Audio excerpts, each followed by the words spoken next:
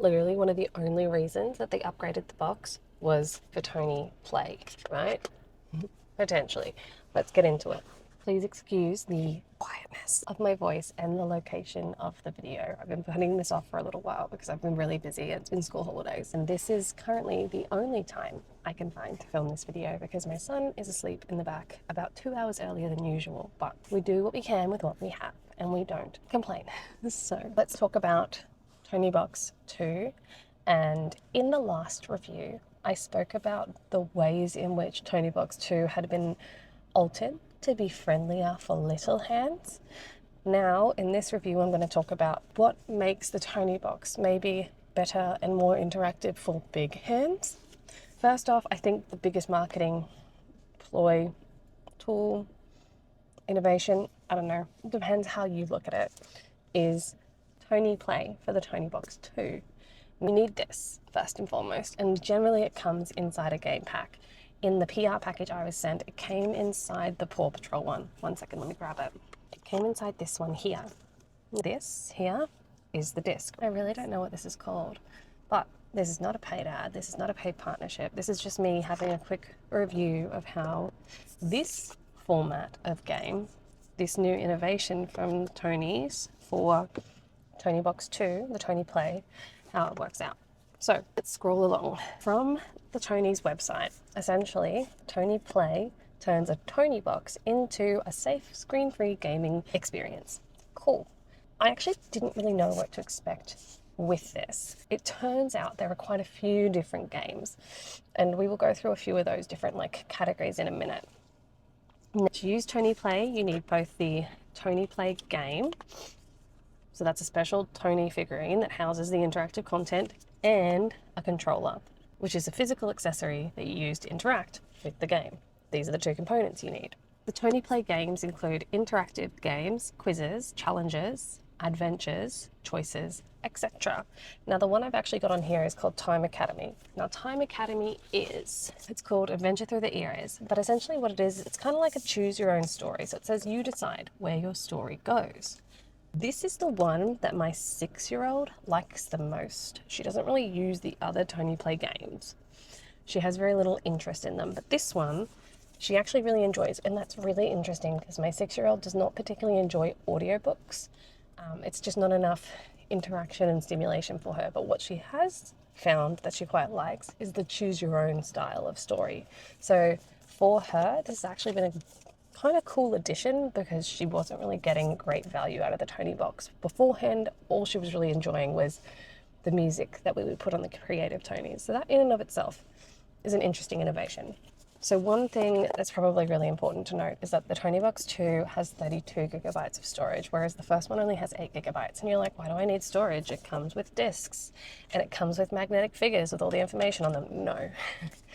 The Tonie figures and the discs, what they have in them is probably something like an NFC chip. And basically what an NFC chip is it's kind of like a little digital signal that says to the Toniebox, go to the internet, grab this download essentially, download this information onto you. And then every time I put this on you from now forwards, you will play the content that you downloaded that I sent you to go and get in the first place. There is an upper limit to how much content goes on the Toniebox. And I don't actually know how much that is because I don't know how big the files are that it's going and pulling down, but we haven't reached it, and we have a fair few Tonies at this point. Maybe 75% of the Tonies that we own have been sent to us, but we've also bought a lot ourselves, and I've also bought a box myself before I even got a single Toniebox sent to me. So the more you know, full transparency in this house. What's really cool with the Tonie 2 is the light ring. Now I might have to put some B-roll in for that, because if I turn this on right now, it'll just start playing noise and wake my child up, and I do not want to wake my child up right now. So the light ring will interact with the story. So depending on whether you're playing a game, it will illuminate a section of the game. And oh no, I've turned it on, oh dear. I don't know if you can see this here, but essentially there is just little see-through bits, and they will illuminate with the color of choice. That's how the children can interact with it. So they will get a visual signal to go alongside with where because this will actually spin. if I can show you, this will actually spin to direct them to which, like, which answer they want to give. And like, as much as this is a 7+ card, my daughter is not excellent yet at recognizing letters and reading, but she can use this because it's not letters. It's, there's symbols and there's color, and that's really useful. I will also note that this doesn't just spin, this little controller, it also, I'll put it here so you can hear it. It clicks, right? So you turn it to make your choice, and then you click it to register your choice on the box itself. And that's how you kind of step through at least the choose your own adventure style of cards. I just threw that box on the floor, it lives there now. Let's talk through like the different types of games, because I've got quite a few, but not a ton. They sent me 1, 2, 3, 4. Okay, so they sent me 4 games to start off with. Do not wake the baby. As you saw earlier, in the PR pack was the Paw Patrol one. We got like Disney Quiz Kingdom, and we got Winnie the Pooh. So Winnie the Pooh is 3+, Quiz Kingdom is 5+, and Paw Patrol is 3+. Now, these age suggestions are definitely just a guideline, because some children will not be cognitively capable of an activity like this at 3, and others will be cognitively capable of it at 2. It really depends on your child. Crisis averted. The baby is still asleep. Thank the Lord for a baby that actually sleeps in the car, because my first child only ever slept while 1 in a carrier or 2 latched onto me breastfeeding, the second being the more predominant way that she slept until she was like 3. So let's get back into it. Now, while I was driving around, I did lose a disc, and I'm fairly certain the controller is now somewhere deep in my car. So I'm gonna have to clean the car out later and find it. Okay, so the types of games that are available, there are quizzes like this one, which is Quiz Kingdom. There are adventures / choose your own path, which is the Time Academy one I showed you earlier. There are challenges and puzzles. It's a term that Tonie uses broadly, and it includes logic puzzles, pattern matching, and sequencing. I don't think I have any of those, to be honest. I might actually have them in this one of these two, but I don't know. Games with board / hybrid elements. So this one has a board in it. I'll show you. I have some critiques of these though, definitely. So the Paw Patrol one has a board on it, and it also has cards. Now the cards feel identical in texture to the disc, so I imagine they're made from the same thing. And as far as I'm aware, when you put these cards onto the Toniebox 2, they must have an NFC chip in them as well, because when you put it on, it like calls a different like type of content, or like you answer the questions or you play the game about, for example, Marshall or Sky. I've had some pretty good experience so far watching my child play the Choose Your Own Adventure one. She seems to really like it, and just the act of making a choice seems to keep her like locked in. But I do wonder for the older children whether that interactivity is tokenistic and they're not going to really keep their attention. It's not going to, like, how meaningful or responsive or branching are those choices that they're making? Are they going to be complex enough for older children? The answer to that question is I don't know. The simple act right now for my child is great, but for children as they get older, I don't know. I haven't tried it out with older kids yet, or even different children, and that's one of the things I do like to do, is observe how other children, other than mine, because every child is very different, interact with these toys that I do review or advertise. Usually if I'm doing a paid ad, I will make that a priority, but when I'm just doing like a review series, it's less important to me. I can just be honest, be like, look, I don't know that. But in paid ads, I can't necessarily say that because I'm being paid to advertise something. So I have to do my due diligence behind the scenes rigorously first. For example, when I was reviewing the Leap Move, I got quite a few different children of different ages, different interests, capacities to try it out. And I can do a more in-depth review of the Leap Move if you are interested in that as well. Just leave a comment down below and let me know, and I can absolutely do that because it's really cool. It harks back to like the PlayStation iToy or the Xbox Kinect, which are all really cool tools that I've even used in my research. I used to hook a Kinect up to a robot, and one of the things we did was program the robot through the Connect to, based on where a baby would point, it would respond and look to where the baby was pointing or talk about what the baby was pointing at. And we did that with an Xbox Connect and a research robot in San Diego at the time. That was 2015 though. It was a long time ago. This review is kind of going off in all sorts of directions. I'm so sorry, but you're welcome for that random piece of lore. One thing I just thought of with ToniePlay, I don't have the ToniePlay controller anymore. It's evaporated into my car, but anyways. The Toniebox is kind of a really cool tool for vision impaired individuals, because as long as you have the box and you have the Tonie, we'll get one out for you, and the Tonie, it will like magnetize on, and you just have to click one of the ears to turn it on, and then you can pull it off. And like, in terms of having a vision impaired child, they would be excellent at being able to operate this. That's a super accessible, inclusive toy. ToniePlay, less so, because it operationalizes the light ring and seeing the different options. I don't think it's going to be as functional for that purpose for those with vision impairment. I could be wrong. I would love to hear from someone who thinks it might actually be functional for like different types of vision impairment, because there's different levels. I don't know what it's going to be like for children with colorblindness as well, for example, but open questions to explore later. Here's a quick like rundown of like the strengths and weaknesses of the new Toniebox that I recorded. Please don't wait. Okay, let's carry on. Here are the strengths from what I can see about the Toniebox 2, particularly in reference to ToniePlay. ToniePlay adds a new layer of engagement beyond passive listening, so kids become more of like active participants, and that's what I've seen personally, have observed in my child. It still remains screen-free, which is a big differentiator in like the tech toy kind of category. But I am not here to demonize screens, because my research explores how children learn from screens relative to humans and robots, things that have a screen versus things that are still technological. And honestly, children's learning from screens is great. It's how we manage the behavior around it, the expectations around it. That is a different video for a different time, but it does make it quite a different like tool.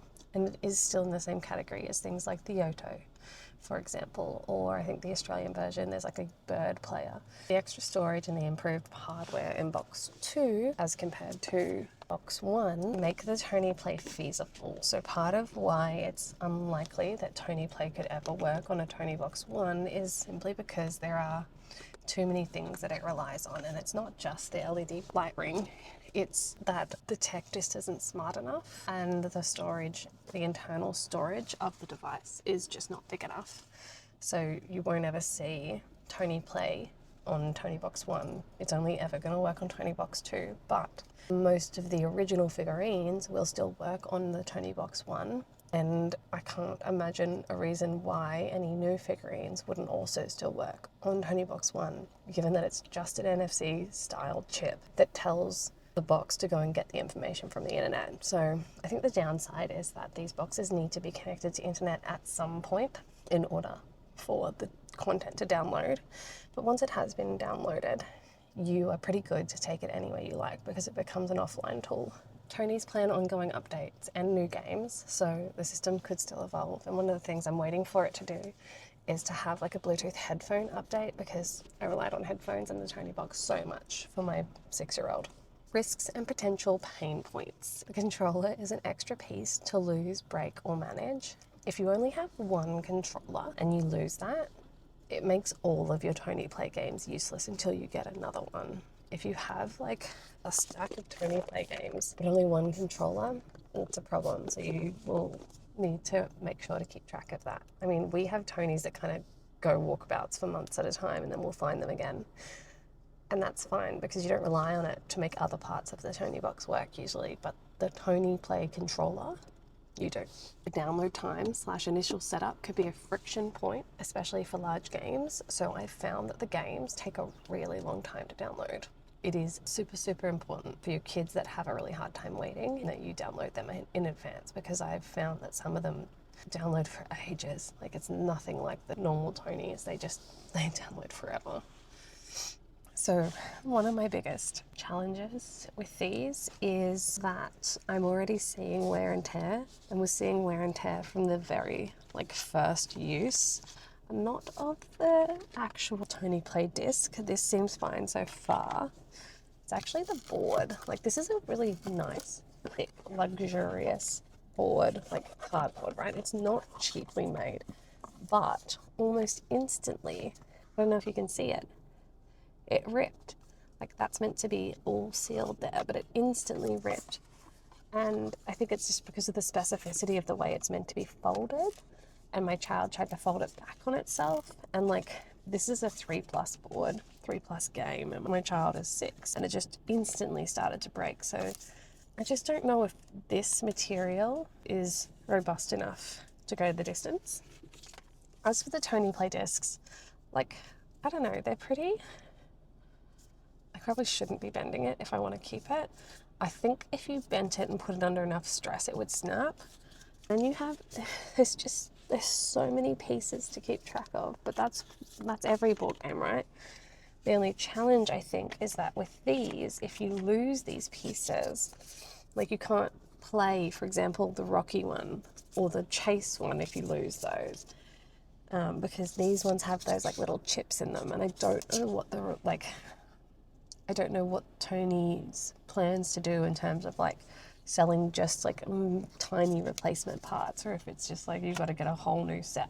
My other challenge with these is that you have to keep it all together. There's a lot of different components for the ToniePlay games. It's not as simple as storing just a Tonie now. And I love these Tonies because they're really easy to store because they have a magnet in them. So you can just magnetize them to anything metal. But you can also just chuck them in a basket and they're good to go, and you just have to, they're all inclusive. You just pull the Tonie out and throw it on, and that's all you need. If you lose a Tonie, well, you lose the whole story. But that's it. With these, this one, more of a traditional board game. You've got your cards, which again, if you lose these, you can no longer play that character. And if you lose this, well, you can no longer play the game at all. But this board game hasn't just got cards and a disc and a booklet and a board. It's also got tokens. There's just so many pieces. And I know that that's such a parent thing to complain about, but it's so many pieces to keep track of. And it means that you've got to actually keep either the box, and they are a nice, sturdy box. They've got the labels on the side, which is great, so that you can kind of just stack them up like that, like a board game, and they all sit nice and even, and you can put them on your shelf. But you've got to make sure that they actually make it back into their boxes after they've been played with. And that's a little bit tricky to keep track of. But as you can see, on at least 2 of these, when I tried to open them, or rather my child tried to open them, there's a sticker that keeps it sealed when you buy it from the shop, and when you pull that off, it immediately pulls the cardboard with it and rips it, and that's just an aesthetic that I have. Not ideal, but I'm learning to live with it. I think I've covered off all of my challenges so far. Transport/portability is a challenge, I guess, with the games, because you've currently just got to carry them like this, which, don't get me wrong, we do. This is it's a bag. It's gigantic. But this is a bag full of Tonie board games and Tonies. So I'll show you. So many. In here, oh, I found the controller. Yay. In here we've got, oh, I found some cards from the quiz. That's case in point. We've got different types of Tonies. Can confirm from the last video that these silicone baby ones are in fact much softer when they get thrown at your head. We've got the traditional type. They magnetize to each other. This one's a fairy tale one. We've got the book types here. This one is slime. I love the fact that it's got a little you can treat it like a bookcase almost and just have the spines facing out.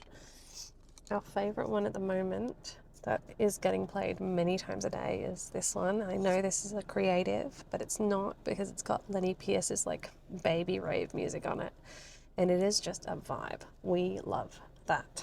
My 6-year-old daughter's new fave is this one, because she just loves scary things.